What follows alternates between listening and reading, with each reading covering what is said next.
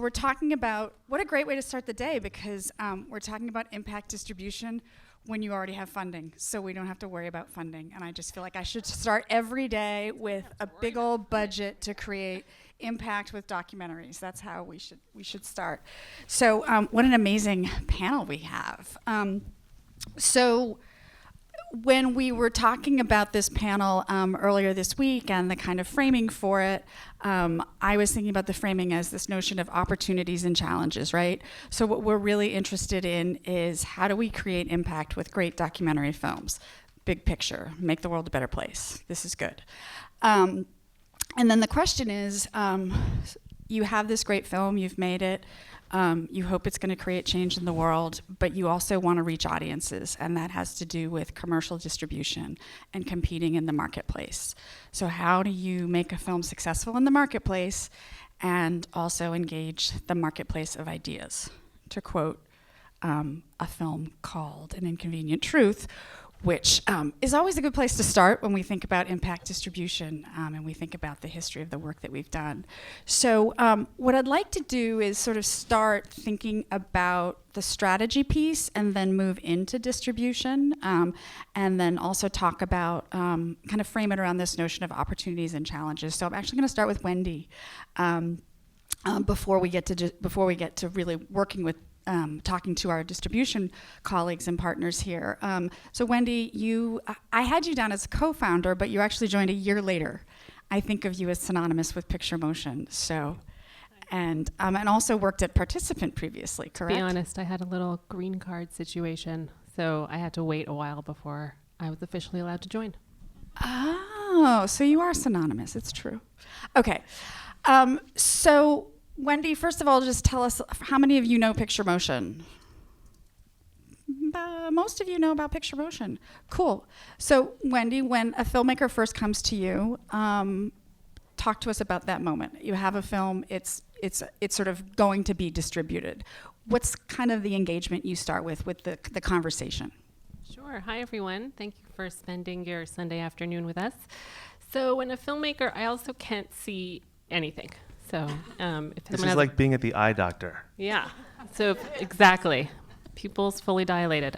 So when a filmmaker first comes to us, we do a few things. First is we watch the film, because we believe in working with high quality, well-told stories first and foremost. And then after that, we start with a few questions. First is intention. Why did you, the filmmaker, make this film? What do you hope for? What are your goals and your real goals? Being very honest. It could be you want to make some of your funds back. You have to make funds back for your producers. What are your impact goals? Like, if you can dream we always like to start dreaming really big. What would the change you would like to see? And we define change in about 4 different areas, which I think a lot of us, Doc Society included, think about these 4 areas a lot. So the first is opening or changing hearts and minds. I think opening hearts and minds now is pretty radical, but opening or changing hearts and minds. So thinking about ways you can change people's perception, changing behaviors. Let's say it's something you want people to eat a little differently after they watch a film. Changing policies. That could be, something to do with a corporation. It could be state, local, national, international, and then changing communities. Can you bring people together in a different way that would help build capacity? And so we start with intentions, and we start looking about the change you want to create, and we start thinking very specifically about the audiences you need to reach, and the audiences who wish your film didn't exist but you want to reach and try to engage them.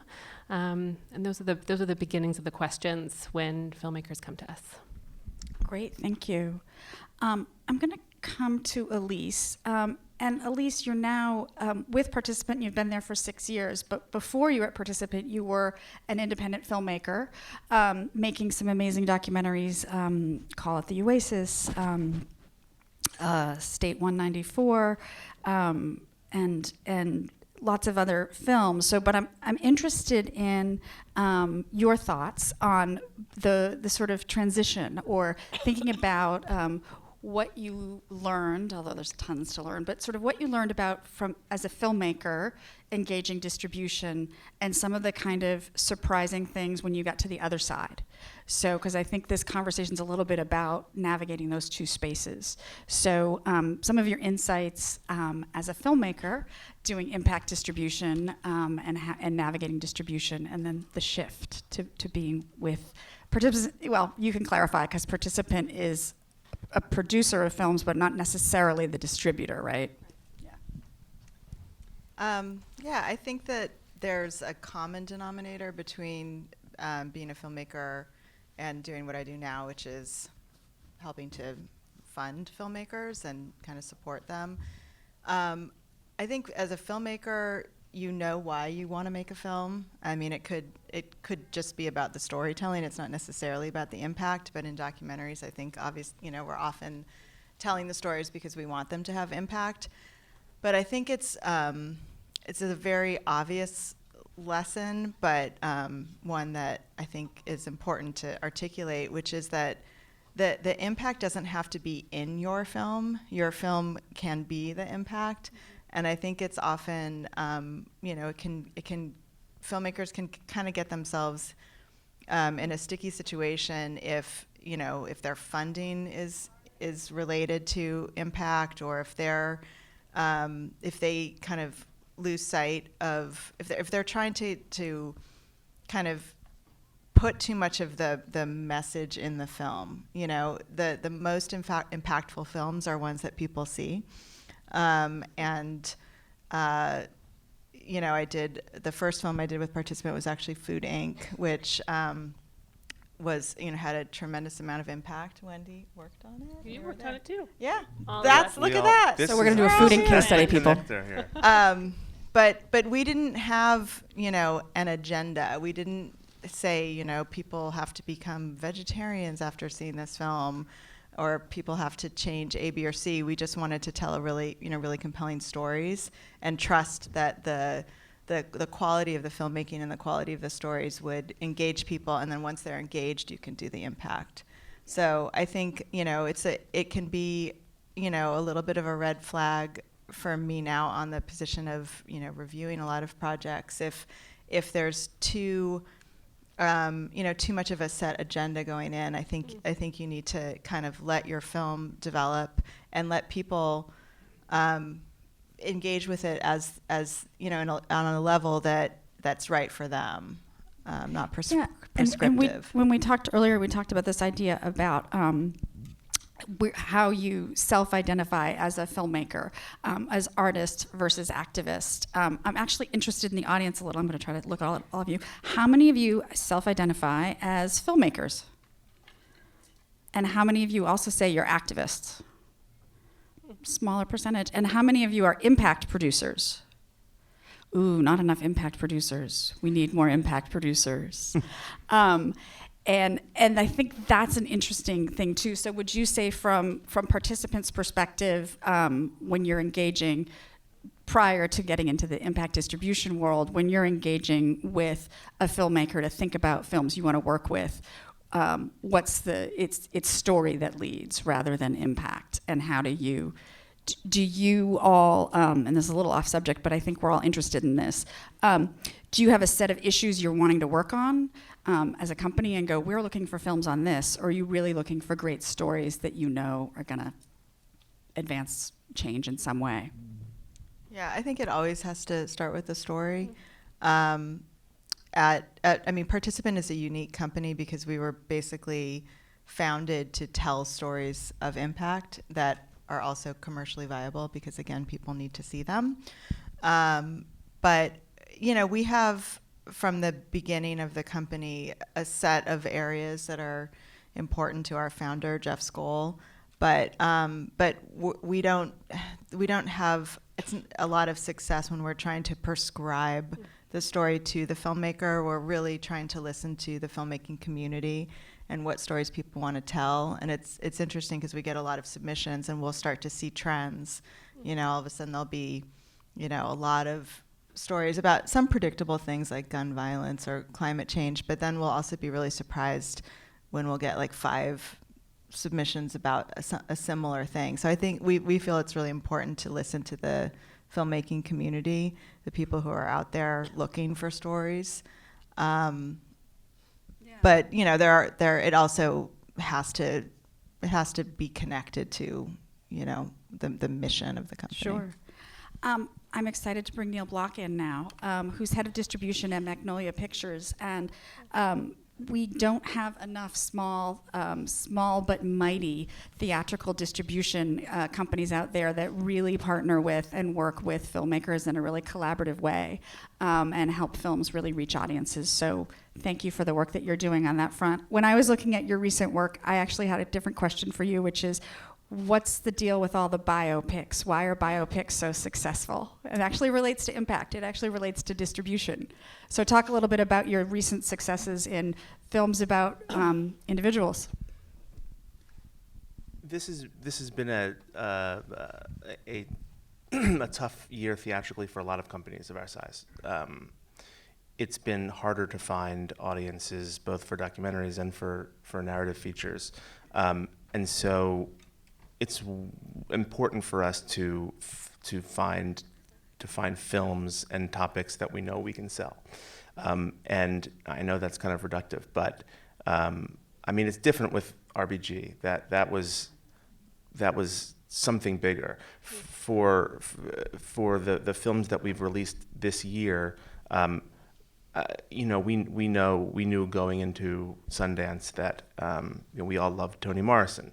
We knew that there's an enormous fan base of hers, and her importance to American literature is unparalleled. So we knew that a Toni Morrison documentary would do a certain amount of business, and we were able to really to have success with that theatrically.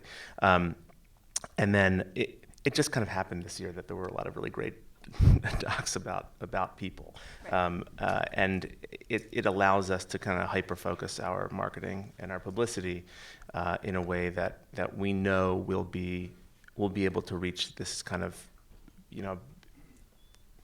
population that really is into these people, and also to be able to turn a profit. So, and I think the thing about that too is that these are individuals that have, we could call it a fan base, but also these are individuals that have an incredible body of work, an incredible following, and stand for something, right? So there are people that stand for justice, stand for racial justice. Mike Wallace stands for a kind of journalistic integrity and doggedness, maybe. Which brings me to this notion of, so as a distributor, you want to make sure people buy tickets. As an impact distribution, to oversimplify for sure, but from an impact perspective, you're looking to what? To reach the most impactful audience, to reach the largest audience. So there's a number of different ways we think about impact distribution. Audiences segmented very differently in terms of what audience can make a difference. Yeah, this is the fun part. So how do you navigate those issues? Right, this is the fun part of this conversation, is because we're often, we often butt heads a little bit as a theatrical distributor whose bottom line is to turn a profit. I mean, that sounds so awful saying that. It's not really. I don't think it's awful. Okay. Because people should be paid, should make money from their work. Yeah, we want to be able to pay our filmmakers overages on every film. So when we pick up a film, or when we work with a company like Participant, which we've done so much over the last couple of years, and we have 3 films that we're co-distributing next year, we have to figure out the best way where we can do what we need to do, which is launch as robust a theatrical release as possible, but also reach the impact goals that Participant has. And it can be a complicated kind of maneuvering, but typically it works out great because we're really good partners, and we can harness what makes Participant. I mean, I'm talking about Participant specifically because we have these films that we've been working on together, but this can really be applied to other companies that we work with too. Our primary goal as a company is not necessarily impact. So partnering with a company that that does have a very extensive and thorough approach to impact outreach. Really, we really complement each other very well. Can you give me an example, and I'll follow up with the both of you too. Can you give me an example of a time where having an impact campaign in place, and an impact campaign might include, a deep set of partners that have a national network or that have local organizations in a city, right? An impact campaign may include having identified influencers related to the feature person in the film or the main issue in the film who can speak to that. It may include that you're getting press coverage outside of the film arena, right? You're getting press coverage within the aspects of the press that cover the issue area, so people that might not think about that film are reading about it somewhere. Can you give me a specific example maybe of where having an impact campaign, you feel like, wow, that may have actually an activity or a moment where it may actually have helped the bottom line in terms of distribution and reaching audiences? I should say that it often helps the bottom line. The impact outreach really does broaden what we're able to do at Magnolia, and we can talk about. Yeah, I think talk about RBG and yeah. they feel you. With RBG, we both knew that the film was going to be received well. We didn't know how well it would ultimately end up. It turned out great for us, but yeah, it was cool. It was really cool. We've never had a film that's grossed them. Our highest grossing film before RBG, which ended up at 14 million, was I'm Not Your Negro, which was half that. So to say it took us by surprise, we really had to kind of think nimbly and figure out the best way to handle this huge amount of interest in this film. We believed that the film was going to do well. But we weren't expecting the amount of love it got, which was great. But launching that film was a real partnership, and that was when our partnership with Participant especially worked out well, because Participant was able to really reach out to law firms and women's groups and all of these interested parties to do pre-opening buyouts, which ended up really acting as both word-of-mouth screenings for us in advance of our theatrical launch, but also a way that we could sell tickets and actually include those numbers in our box office gross, which, as some of you may know, is really important. In an almost silly kind of way, it's important for opening weekend box office grosses to be something that can be written about. Years ago, how a film did at the box office, there wasn't box office news on the regular news. Box office is now sort of part of our cultural conversation, right? It's the worst. I know. It really. But it's the reality we live in.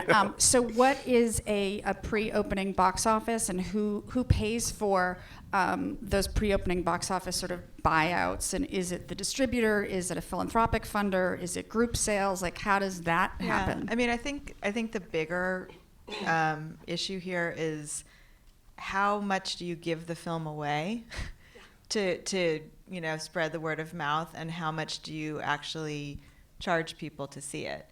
And I think that's kind of the bigger tension sometimes, because film festivals also factor into it. There's going to be a whole life of the film that starts with people seeing it in film festivals, and then everybody wants as many people to see the film with the lowest barrier of entry. And if a ticket price is a barrier of entry, then you want to take it to a community. But it's not always in the best interest of the long-term life of the film to just keep giving it away.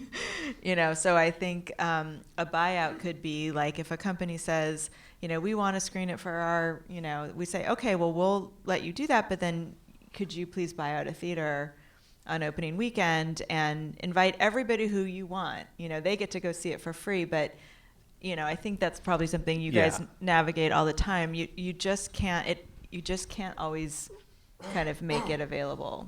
And that's great when it happens, and when you can find companies that are willing to do that. But but it's hard to sometimes, you know. Sure. But it's also sometimes, because we love doing this. It's our favorite thing to do. We do it on a lot of movies, and people who underwrite those tickets is a variety of, sometimes a distributor, sometimes it's a funder, but sometimes even an organization, you can say, you know what, this is generally like a $400, $500 license fee, but instead of that, why don't you use that towards opening weekend tickets? We'll have someone do a Q&A with you in theaters. It ends up being not that much more expensive for a group, but I think it helps the film in such a greater way. Yep.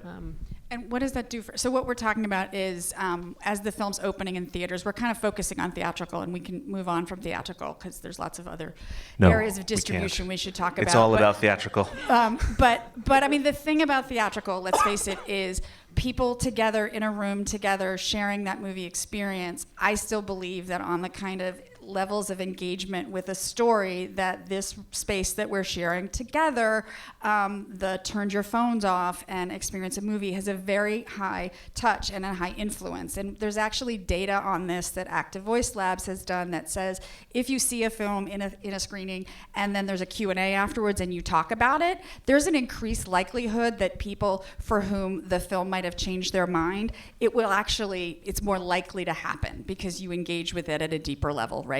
Than when you're at home with your computer and your laptop and your iPad and all these other things happening, and so you're engaging at a deeper level.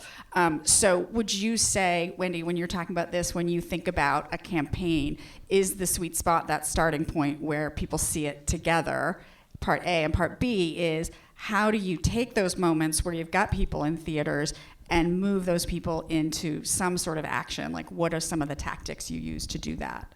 Sure. So first of all, we at Picture Motion believe in this like shared experience, right? We used to do this in the beginning of time, sitting around a campfire talking about stories. The shared experience is so important to us. We don't necessarily think it has to happen in a movie theater like this. We think lots of places can turn into movie theaters, libraries, college campuses, churches. You can turn a space into a communal setting. We talk a lot about movie theater deserts, of which there are so many in this country, and so we're very passionate about going to the places that don't have a traditional theater and finding ways to bring audiences together and see a film. So we do that quite a bit through our impact distribution team, hundreds of thousands of screenings every year, very few actually percentage-wise in a theater like this. And we know that, well, for us, we never want to have a screening that doesn't have some kind of conversation afterwards. It could be just an informal conversation that one person is leading. It could include panelists. It could include someone from the film. But that is such a key opportunity for audiences to just think about what they saw and process it a little bit. A lot of the documentaries you work on, quite frankly, are scary, and you want a minute to like connect with someone about it and feel like, okay, there's something I can do, and there's someone else who thinks like me, or there's someone who doesn't think like me, but maybe we can have like a peaceful and lovely conversation and try to come to some understanding of our different perspectives. So that's point A. So we're a big believer in that. And what to do in a theater setting in order to increase that engagement.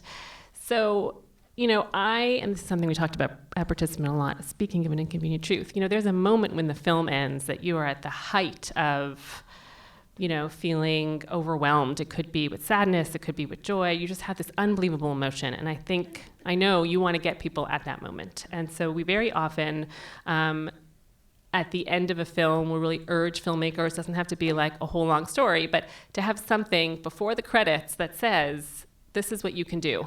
And it could be very simple, like at the end of Lion, we did this before the credit scroll that was just like, any of you who saw Lion, that said there are 80,000 kids that go missing each year in India, just like Saru, but there's something you can do to help. And there was a URL. And to us, that was like the biggest driver of engagement. This was a fundraising campaign to raise funds for organizations in India who are working with vulnerable children who are going missing in railway stations. If it's not something in the end credits that you can add, we love having something unique to give away. We were past the postcard, so we try to find something that is like really memorable. We worked on a series called One Strange Rock with National Geographic, and we gave away these like branded seed packets because it was all about the environment. So like planting something in your garden, like finding interesting things to give out. On the film 13th, we had these branded pocket constitutions and a little bookmark on the 13th Amendment. So we're trying to find things that can really stay with people so they could, continue thinking about the film. But An Inconvenient Truth is one of the first, I think, that had those like 10 things you can do in the credits. And how have we, just moving from there, how have we evolved from there? I mean, how many of you remember, the asking us to change our light bulbs? That's right. Right? So, so how have we, that's how many years, 13 years ago? Yeah. How have we evolved? So, and that film sort of in some ways launched this notion. Like films were making change before that, but I feel like that film came at a pivotal moment. How have the sort of strategy behind these campaigns evolved now that we are this many years in, and maybe changing your light bulb isn't it's a nice thing to do. Is it going to address the climate crisis? Probably not, in the aggregate, right? So how have some of the thinking behind how you, a participant, maybe working with the film, create the best film, and then partnering internally with your impact team or with outside impact teams, how has the thinking changed in terms of getting more sophisticated and what actions folks might take? Well, I think it's so specific to the film, because films, for some films, just kind of recognition that the issue exists is a huge impact win. We did a film, when you're tackling a very complicated, like whether it's nuclear proliferation or, something that people just, like, what am I going to do? Just kind of starting a conversation and getting, press for it, getting editorials out, education can be really impactful. I think in the life of participant, we've experimented with a lot of different forms of impact, and I think that it's so funny. It just has to. I think that like the what not to do is to kind of feel like you have to have a petition to sign, boxes to check, because that can get really trite. And it's almost like disempowering if something's so big that, so it really has to be specific to the kind of opportunities with the particular subject in film. And I mean, just for specifically on American Factory, which is a film that is out right now that Netflix is distributing with Higher Ground Productions, there's so many different things you could do with that film, but at the end of the day, I think everybody agreed that it's really about the future of work and dignity of work. And so figuring out what the essence of the issue is the first part. And then you can kind of do the tactics. So, what do we want to do with that? And right now they're doing a tour going to really impacted communities all over the United States and having, experts and stakeholders from those communities come talk, but then there's also a toolkit online if you want to do your own screening. But I think there were also job fairs, I think I was hearing, which is such a great idea. Right? I don't know, maybe. Oh, did I make that up? Maybe. Oh. We'll have to check that Sorry. later. But I think it's just, but you can't figure out what to do until you know what to say. Okay. I also think that, and I forget where I read this, but IRL is a new URL. People are no longer interested in just going to a website and figuring it out. They want to meet somebody and talk about it, and maybe they do want to hear from somebody who also lost a job in their community and find a space. I think there is this, as the world gets increasingly scarier, that it's the URL isn't going to do the trick anymore. It's got to be something much more in person. Okay, so what I'm hearing, Neal, go ahead. I just wanted to point out that we have this film that participant produced called Slay the Dragon that we're releasing in March, and that would be a good one to kind of talk about a little bit, because we're sort of in the planning stages of what to do with the movie. And Can you quickly just tell us what it's about?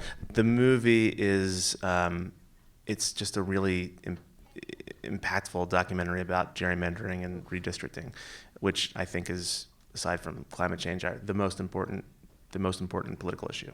And this is a film where I will say, as a distributor, I don't care what happens. I want this film to play in as many as many communities as possible. And if people pay to see it, it's fine, or if they don't, it's fine. But I shouldn't be saying that. So what we have from a kind of strategic, so we're going to go proactive, right? So how many have heard of this film? It's called Slay the Dragon. It's called Slay the Dragon. Yeah, Slay the Dragon. It's about gerrymandering. Yes, it's about gerrymandering, a very but it's difficult subject to get pitch. people psyched about. So we don't have a hero, we don't have RBG. But it's an incredibly emotional film. It's very, there are heroes and there's a lot of kind of proactive, it'll make you cry. The gerrymandering film that will make you cry. Yeah, it focuses on one woman's fight in Michigan to get a ballot measure passed, so that and the film is about how you, as a citizen, can proactively engage in getting redistricting changed in your states. It's really great, and so we're just starting now to work with participants' outreach team about how to get this film seen far and wide, and it's going to be an exciting kind of Okay, so let's approach. let's go back to our opportunities and challenges framework for a moment. So we have a film that's about the health of our democracy. It's coming out in March, which is, I don't know how many months more, but 6 months before the election. So it's timed strategically, it seems. We're going to guess that it's on the progressive, on the political spectrum. It's very fair. It's very fair. It's not okay, partisan. so because gerrymandering is actually a bipartisan issue, right? Yep.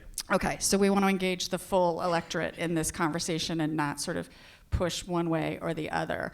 So what are the opportunities to use this big issue that matters to all of us, whether or not we all show up to vote, to drive audiences to go see the film?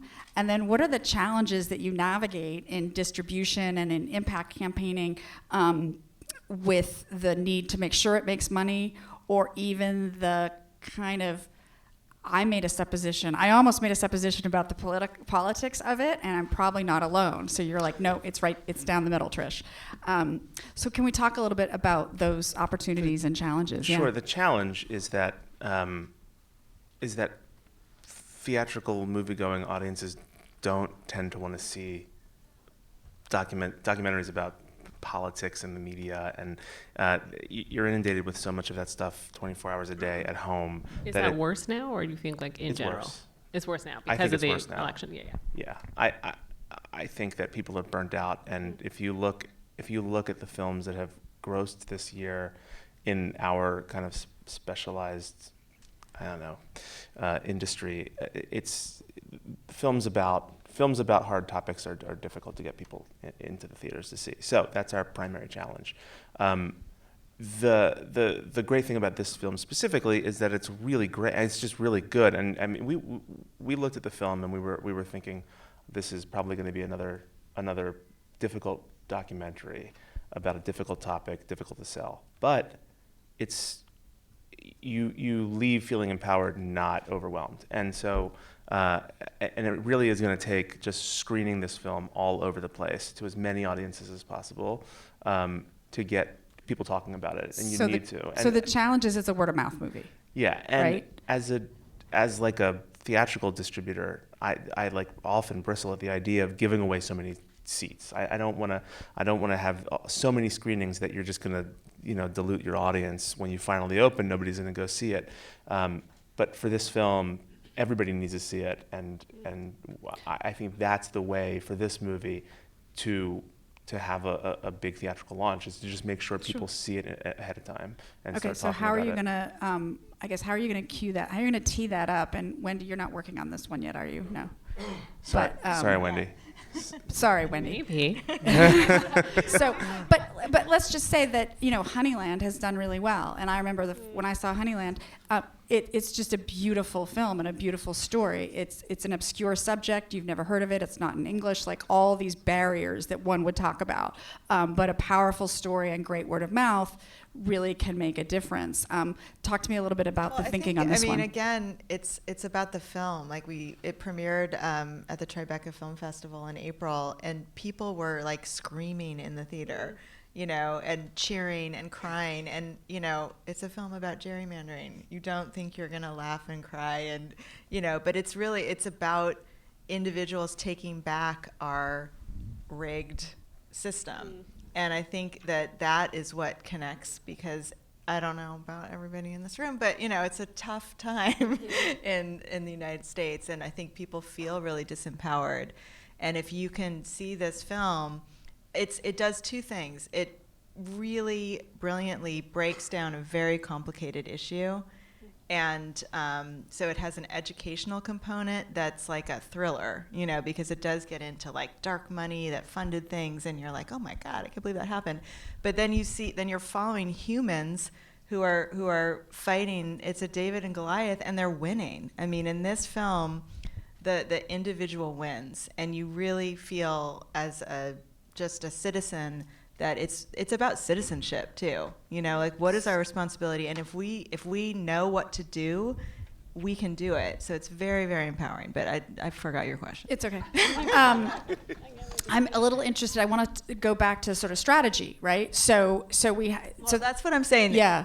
See the film. Because it's such a kind of motivational film, I think, to Neal's point, the more people that see it, the more people are going to say, like, oh my God, have you seen this gerrymandering film? It's amazing. And it's, so that's why it is very, very important for people to see it. And because you're seeing it and you're not feeling, depressed, you're feeling really motivated, I think that also is going to motivate people to spread the word about it. So when I want to come back to you, a series that you worked on around democracy, the Norman Lear series, I can't remember the name. I was going to say America Inside Out, but that's not it. America Divided? America Divided, sorry. I knew it had to Rebuilding Democracy, so America Divided, we're pulling it back together again. But those were short films, right? Mm-hmm. Talk to me a little bit about that, and then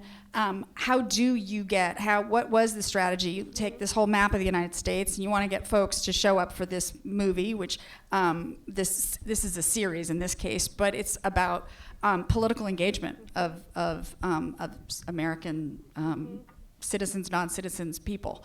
How did you look at this big map and this content and think about that as an example? Sure. So first of all, the series did have like one, I forget if it was an hour and a half, but they had one that was basically like the overview. You could just watch one film, or they had every episode. I love working on series because to me, it's like your engagement's going to last so much longer if you see one episode and you want to go home and watch some more, which I love. So in this case, we had funding from foundations, which is very helpful, but we did a large-scale grassroots screening tour, and we did it. One was issue-based, so each episode had different issue focus, and so we found partners that related to all of those issues and did a screen tour that was focused on that. So by issue, we did a little bit by geography, but we did have, there was an episode on like voting rights, and we did an amazing amount of work in North Carolina. I'm sure they're going to be working on Slay the Dragon as well with Working Films. And it was incredible because for us, the biggest win, we're never the experts, but we do think that we're the experts at finding the experts. And so our biggest win is when we can call up someone like Working Films, who is this unbelievable grassroots organization that uses film in North Carolina with an amazing amount of grassroots partners, to say, listen, we have this short form piece of content. I also love short because then you can have a panel and it's still like a less than 2 hour event instead of like a 4 hour event. But so you say, I'm going to give this to you. Let's build something together. We're going to give this to you, whether at an extremely reduced rate, I forget, it might have actually been underwritten, and just say like, what can we do? And that to me is like the biggest win. When you have this incredible story and you're able to call an organization and say, we can do something together that you might not have done if we didn't have this film. And so for us, it was about finding like the experts working on these variety of issues and working with them to get each episode out. And it was actually interesting. It was a little bit like a gateway, like maybe you came in on the women's episode, but you ended up programming many more after that one. We found organizations to be generally interested to keep engaging with the series. It was really well done. And so that was also a unique opportunity where we like maybe worked with someone on the women's episode and they came back to us and like, oh, we want to do the voting one too. And so it was a nice way to like sustain relationships. Great. Okay, so some of our opportunities we've thought about, just to sort of gather up, were looking at geography and finding local organizations working on these issues, right? So that was key. this notion of pre-sales or theater buyouts, or kind of filling up the theater with key partner organizations or corporations even interested in buying tickets or buying out the house, which can be really important because that opening weekend and that opening box office in the theater space remains important, right? So those are some couple of things we've learned. I'm actually interested a little bit in challenges. Let's think about some challenges and distribution. We used to talk about, we still talk about windows to a certain degree. How many of us still think about windows of distribution? Yeah, we still think about them. I'm so excited that you said windows. I was just sitting here thinking about windows. Windows. So we used to really think about windows, and windows used to have a lot of time, right? Back in the day, there was like a home video release, and then there was, it was the windows were further apart. Now they can get kind of smushed, but they still exist, and the opportunities are different in terms of how we engage or meet the audience. So in this moment where streaming is so much more prevalent in terms of our audience experience, how are you thinking about how windowing, the shifting in windows is affecting your work in terms of impact distribution, and what some sort of new challenges you're thinking about or you're facing? Well, I think the question of windows with regards to documentary releasing is really just about what the particular company's goals are and needs are. For us, look, you have Netflix that picked up American Factory, an amazing movie. I feel like their goals are different from ours. They how best to put this? They're incredibly good at what they do. Their approach to theatrical is very limited. Ours is not. And so for films that we really want to exploit theatrically, we always have a standard 90-day window.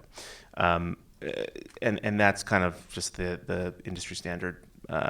That's what the major exhibitor chains require, 90 days from theatrical to any kind of VOD or streaming exploitation. And we stick to that on films that we really think need a theatrical audience and a theatrical component. But there are a lot of companies that have determined that that's not what they need. And it's up to the filmmaker to decide what they want. If they can in the negotiation, right? So there's this happy moment of your film does great, and you're negotiating distribution, and folks are interested in distributing it. And I'm going to throw to an example, and one that Elise mentioned, Chasing Coral, which how many of you seen Chasing Coral? Which you did not do, but we talk about all kinds of films in terms of impact. How many of you seen Chasing Coral? So I can just kick this off, but so Chasing Coral, what was interesting about that film, Jeff Orlowski and producer Larissa Rhodes had made Chasing Ice, so they were kind of teed up. People knew their work, and when they went into their negotiation with Netflix, they were able to carve out community and impact screenings, and not everybody's able to do that. So did they do that with a window as well, or just that they were allowed to do them? You know what? I can't remember how they did it because they kept doing community screenings for a really long time. Can someone? Because I actually don't. I love that movie. I actually don't know the answer. But when we are working, sometimes we serve as a distributor for an independent film. We ask for way more than 90 days. If we're doing like a non-theatrical screening tour before a streaming, we would love a year. I mean, the moment it ends up on a streaming service, the amount of screenings, paid or free, that you're going to be able to do just drastically diminishes. So we try to have as long of a period of time that we can. Yeah, and how are you dealing with this a participant in terms of shifting into so many more films ending up going, or the opportunity shift from theatrical and building geographically to streaming and going incredibly wide right away, as you think about achieving impact with films? Yeah, well, I'm not in the impact division. On the filmmaking production side, but I think that what I've learned and observed, specifically with American Factory, once American Factory is on Netflix, it's so easy to see. It's so accessible, and also Netflix has, ways that the films can be used for educational purposes. So I think it's a different shift. When you're doing a theatrical, you're like, we've got to, you've got this small window, and you've got to like maximize and get as much done as much out as you can. When something's on a streaming service, it's a shift of thinking that now it's actually available. Mm-hmm. And there's no reason that you can't continue to do impact when it's streaming. It's different for you because you're trying to, it's going to be less of an incentive for people to book these exclusive opportunities to see it if it's available. But from an impact perspective, it's very easy to have a toolkit and do stuff and keep it going for a long time. So in a way, it's kind of like a nice sustainable impact for the film too. We also want to think about our hosts who we work very closely with, that like once a film is on Netflix, a lot of hosts are like, how am I going to get an audience out? And so you want to make sure that you're also, thinking about that when it comes to streaming. Yeah. And by the way, we are going to open it up to questions. Are people thinking of questions? Do people have questions? I can keep asking questions, but I'm also opening it up, and I know. Yeah. I have a hand. I'm going to go to the hand that I see. Yes, I see a hand in the middle. It's C7. They're numbered. Like how bingo, awesome C7. is that? C7, do you have a question? Hi.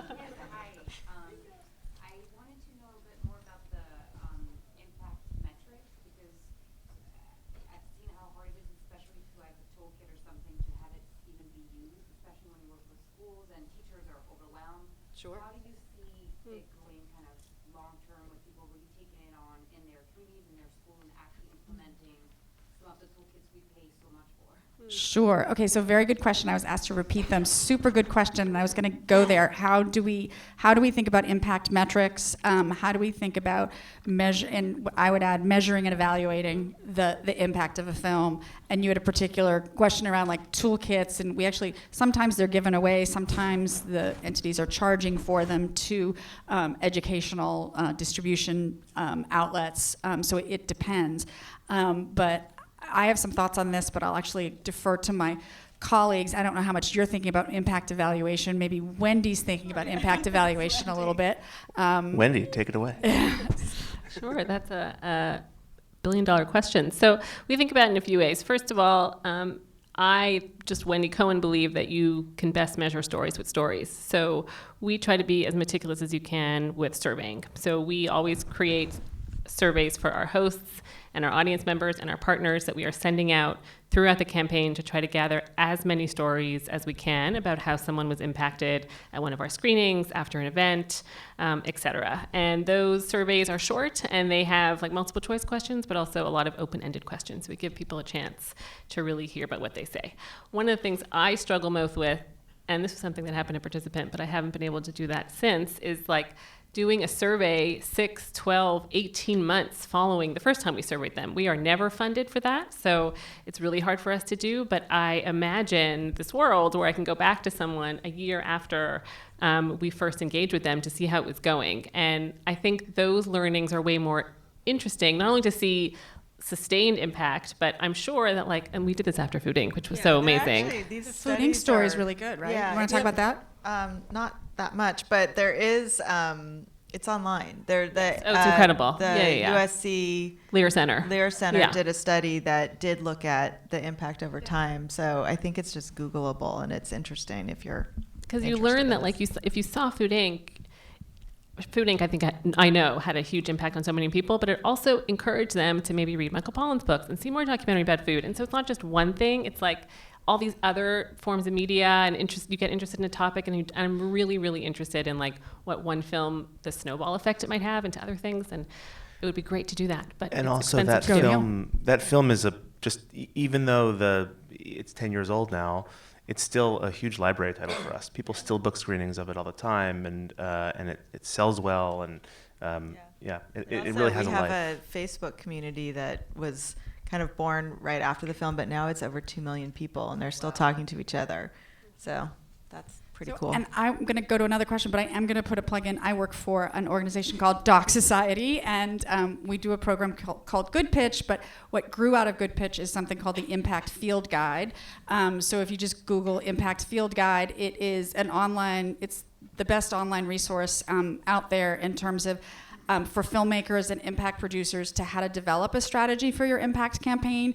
And we have amazing case studies, and I say that not just because the films are amazing and the impact is amazing. And so case studies on everything from The End of the Line to Chasing Coral to The White Helmets to Bully to just tons of case studies. And so there's both a process to walk you through in terms of how to developing an impact campaign and navigate this sort of space we've been talking about in this panel around impact and distribution and what some of the trade-offs, opportunities, and challenges are, and specific case studies. So yeah, I want to put in a plug for that. And we have a question at, I don't know, but you have a white shirt, C3. Yeah,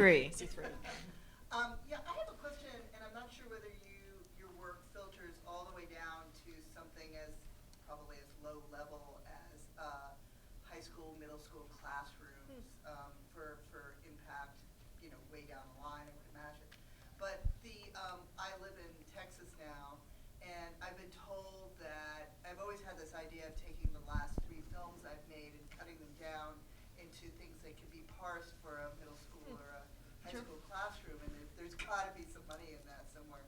But I've been told that public schools are really hesitant to buy up packages like that. I don't know if that's something you've had any kind of experience with. It's not theatrical. Yeah, well, 2 things. One, I would say in the world of documentary distribution, middle schools and high schools and educational distribution is huge. It's often the end goal. I would also say public schools in Texas are one of the most important audiences because Texas is a huge space, and if you can sell stuff into Texas, you can sell it across the country. So those are huge things. I think your specific question was around packaging films. I don't know so much about the packaging piece. What I can say, and I'll defer to my colleagues on educational distribution and this notion of length and sort of the runtime of movies and educational distribution and opportunities. I would just say it's great to work with an educational distributor. They have that expertise. There are a lot of companies, but Roku is one that we work with a lot. And I think if you can benefit from their experience rather than trying to invent it for yourself, even go to their website and look at how things are packaged, that would probably be pretty educational. And Magnolia works with non-theatrical distributors for all of our films, so we don't actually handle that market. We work with Swank or Roku or other companies, depending on the film. Picture Motion. And Picture Motion. Is it hard if your film didn't have a theatrical distribution, but maybe it had public broadcasting goes direct to educational. Is there a way to get to an educational distributor without having gone through other windows? Is that possible? I think so. I think so, yeah. Yeah, we've worked with so many films that maybe gone to a film festival, maybe they didn't, but or whatever it was, but found such tremendous success and such a long life in the educational market because it knew exactly what it was, and it was for that audience, and it was packaged in a beautiful way with materials and chapters, so teachers could just use 20 minutes. And I think it's definitely possible. And not only possible, I think it could be very lucrative. Having a theatrical distributor is not indicative of how good a film is. There are so many good films that don't. I shouldn't. We're not going to quote you on that, Neal. You're lucky. Okay, another question right here at A11. I'm wondering, for you guys on this side, you deal with filmmakers of all kinds, whether it's their first time or their 10th time. And if you could be really blunt about what would make a filmmaker better to work with when it gets to distribution and impact, are there things that they could do better that would make the experience more successful for the end story, which they ultimately want to do, but sometimes they get too creative? Sure. Could you hear that in the back? No. No, okay, I'm going to repeat it. So, such a good question. As a filmmaker, tips and tricks of working with a distributor and partnering with colleagues in the in the professional community in terms of production or impact distribution or distributors themselves to make it easier for them to work with you. So, without telling tales out of school, but maybe some anonymous tales out of school, what are some things that are great about partnerships with filmmakers? Don't ask for business class flights. Don't ask for business class flights. That's the most important one. For us, it's really that's true. But they're so good. It is be available and work with us, because we're often, as a distributor, we're often not as keyed into the topic as you are, and so it often falls on us actually to extend ourselves and our efforts to you, and to make sure that we talk all the time about the issue and who you can reach out to and how we can help. We find ourselves often, we'll employ other people to come on and help these campaigns, but we as a company don't know anything about gerrymandering or political redistricting. So we need to lean on our filmmakers who have created those contacts over the production. Do you find that filmmakers are generally available, or sometimes they're just moved on to their next film, or is there a challenge there at all? Most of the time, these partnerships are great, and working with filmmakers is great. Wendy? I think two things. One, I think, is it's very important to be very honest when you start with what your real goals are and what your real hopes are, because it's really hard, like halfway through, where you're like, just kidding, I really just wanted to like recoup my money, and it's like, well, we should have started from that place in the beginning. So just to be super open and honest with your intentions, and that and I would also say to take the beer test. Like or a coffee test, we end up working real closely with our filmmakers, and so there is this personality match almost that like you kind of have to like hanging out with somebody, because that's really important, because you're spending a lot of hours together, sometimes traveling together, and I think that is a super important thing that people don't often think about. Like this should be it's a nice relationship, so you have to make sure that it's There are definitely filmmakers that we won't work with anymore Ditto. because they just be real nice. Yeah, just be kind. And Elise, what else in terms of just a stance or an approach or anecdote around what makes a filmmaker just maybe easier to work with from your perspective? That's a really hard question, I have to say. I'm just going to dial it back. It's a very good question, but it's a hard one. Well, I really agree with the honesty thing. Like, if there are bodies buried somewhere, please tell us before we invest a lot of money in your film. And I also think that it's really good to be realistic about what your film is.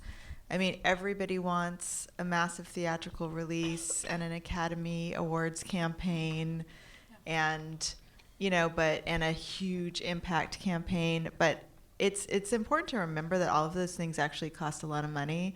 And I mean, I'm not sure I should be saying this here at Doc NYC, but not every film is going to win an Academy Award. I mean, in fact, one is going to.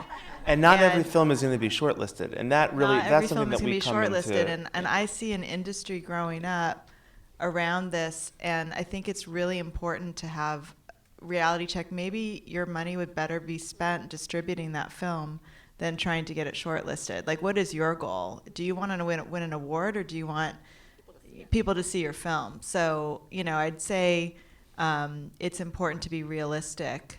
And that doesn't mean that you're giving up your hopes and dreams. Maybe it's the next film, or maybe this film is best suited for that. But speak with some people who have some wisdom in this space, and just do what's best for you and your film. I completely agree with that. That's like one of the most important things. I think it's having a conversation with your distributor in advance, right at the beginning, about what your expectations are for awards. It's an increasingly important and also, I don't know, just kind of complicated and impossible road. And like Elise said, not every film is going to get nominated, and you'll find that it costs so much money. I mean, these campaigns are hugely expensive, and where should we allocate these resources? Where are they best? I mean, for impact documentaries, arguably it's towards the release and the impact, and not towards getting nominated. Yeah, it's complicated though, because we also know that We also love nominations. I mean, well, no, and it also is true that sometimes the nomination raises awareness for the film, and makes a big difference in the impact campaign, which sort of brings us back to something Wendy talked about earlier, which is the kind of film you've made and the kind of distribution you're aspiring to. If you've made a film about something that most people hadn't heard of, is kind of an unknown issue, and raising awareness, just getting people to see the film, is going to make a huge difference. A film like Virunga, which when those filmmakers were making that film, some people were like, you need to change the name, no one's ever heard of it. And it's like, well, now they have. So in that sense, it's a beautiful film, but it also had a very significant campaign, and the I would say the awards and nominations, upped the ante in that way, and they took advantage of that. I just think at a certain point, probably before you have to spend all the money. So it's just kind of it's just resisting getting swept up. I mean, you're right that the more, I think, screening your film a lot, going to a lot of festivals, getting it out there, that can raise the profile of your film, but it's not necessarily about an award always. Right. It's again just being really in touch with what your goals are. And look what happened last year with the doc nominations. They were insane. I mean, there was no way to predict what could have happened last year with Mr. Rogers and Three Identical not getting nominated. Yeah. So that just proves that you really can't, no matter how much money you put in or thought you put into it, there's no way to control that process. And just a quick anecdote to that. Sorry, Neal, interrupt. Nope. But we worked on Won't You Be My Neighbor. It's one of my favorite documentaries of all time. And I will say the impact work we did on that film, which started very late in the life of the movie, not coincidentally because of the awards were coming up, but of the 360-something screenings we did around the country, I think 0% of those people even knew the Oscar nominations were coming out. Like it didn't even factor into their wanting to experience this film and work with us on this incredible campaign. So, I also think you have to think about that a little bit. Like, does the audience you're trying to reach, are they even going to know if it wins an award or not?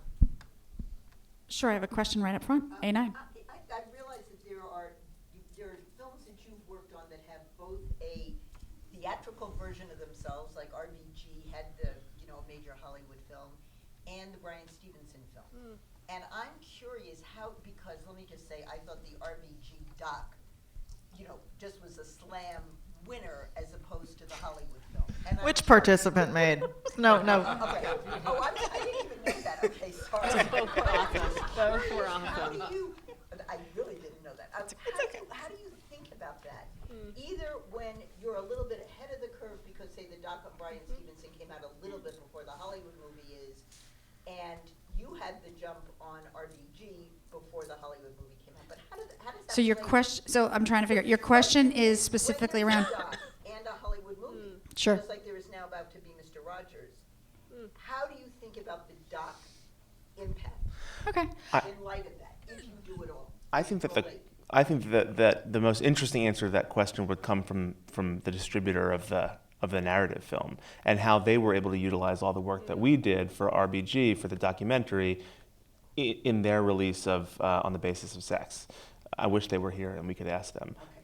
Because Sure. For those of you in the back, yeah. sorry, the question was quite specific, kind of an interesting idea around how do we think about the difference between a documentary and then when there's a narrative fiction film or an adaptation of a documentary or an adaptation of a person, whatever. And It could be an adaptation. It's a fictionalized story. It's a narrative version. I always hate calling documentaries are narrative too, so I'm always like struggling with the language. I also think But for any True quick Justice, insights on that? For True Justice and Just Mercy, which are both based on Bryan Stevenson's incredible life. True Justice, we've been working on it for a while, and so there's and we're benefiting, I think, from a lot of the conversation that's happening from Just Mercy, but we're now taking it on a non-theatrical screening tour to great success. But I also think because Brian Stevenson is amazing and the documentary is quite amazing. But I think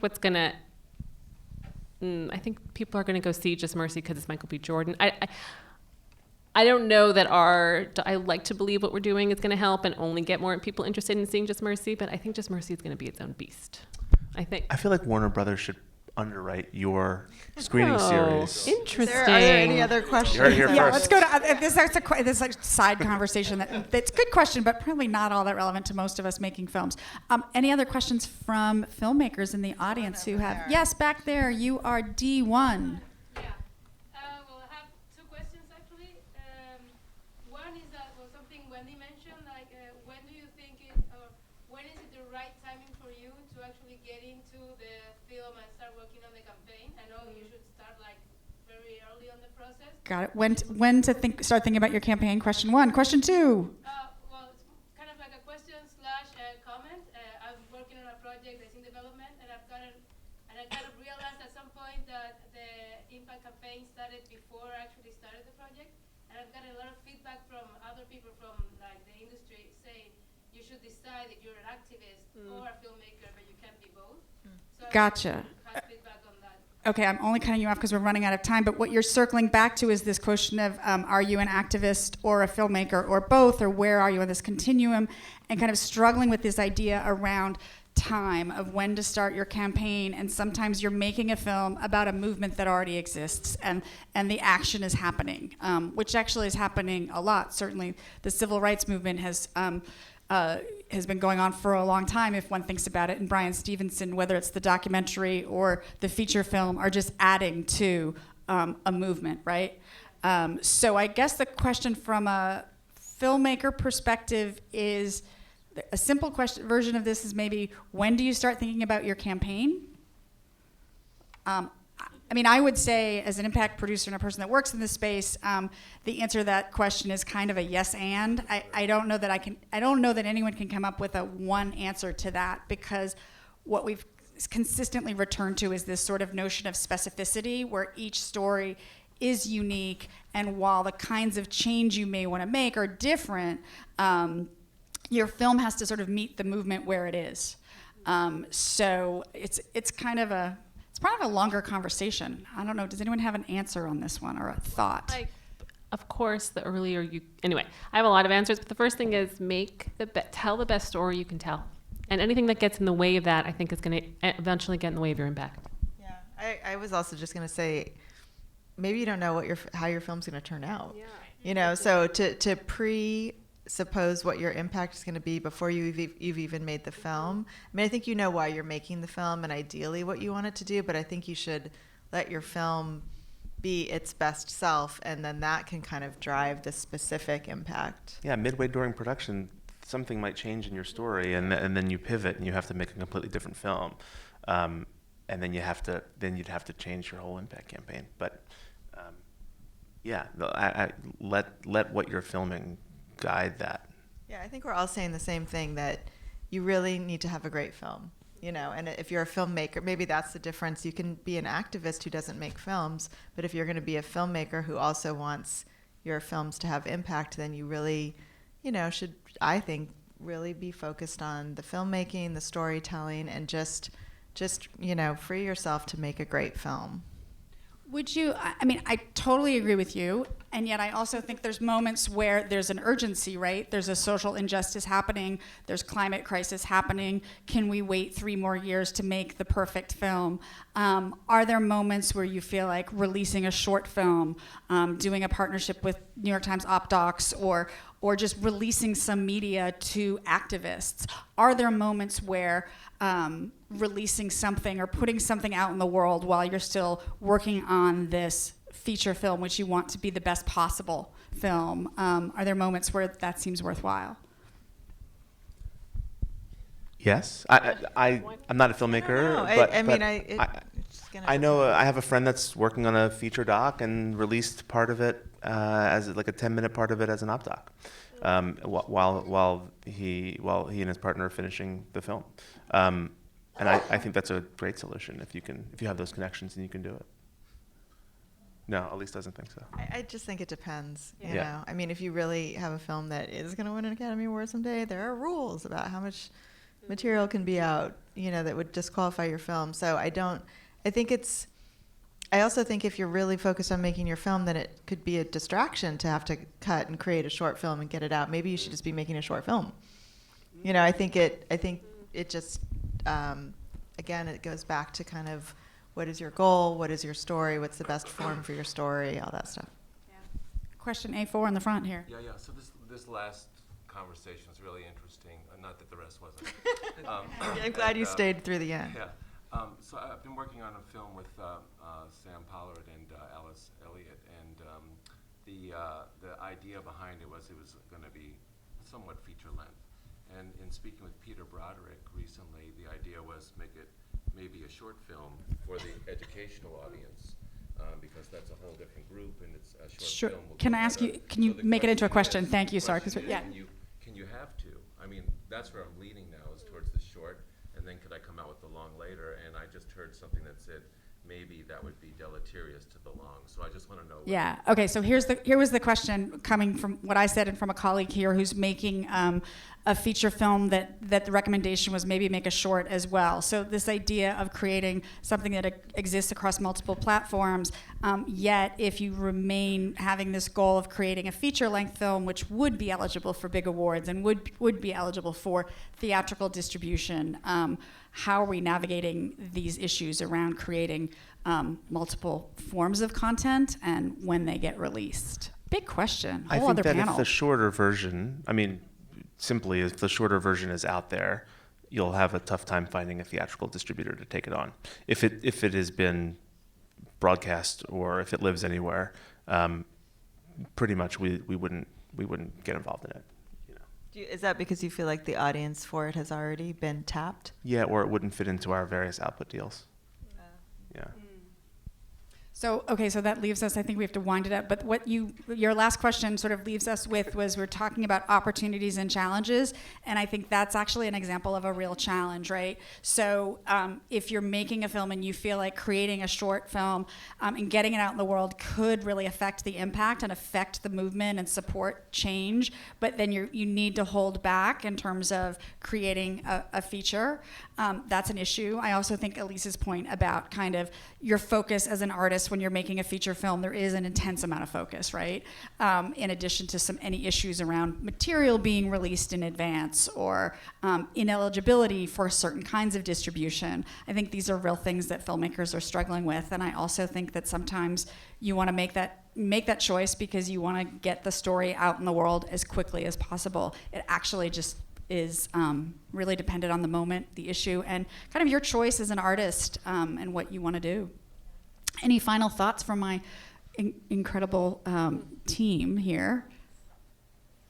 Thank you. Thank you all so much. I really appreciate your time. Not to put you on the spot on the final thoughts because I didn't give you a question. But thank you all again for coming and enjoy Doc NYC.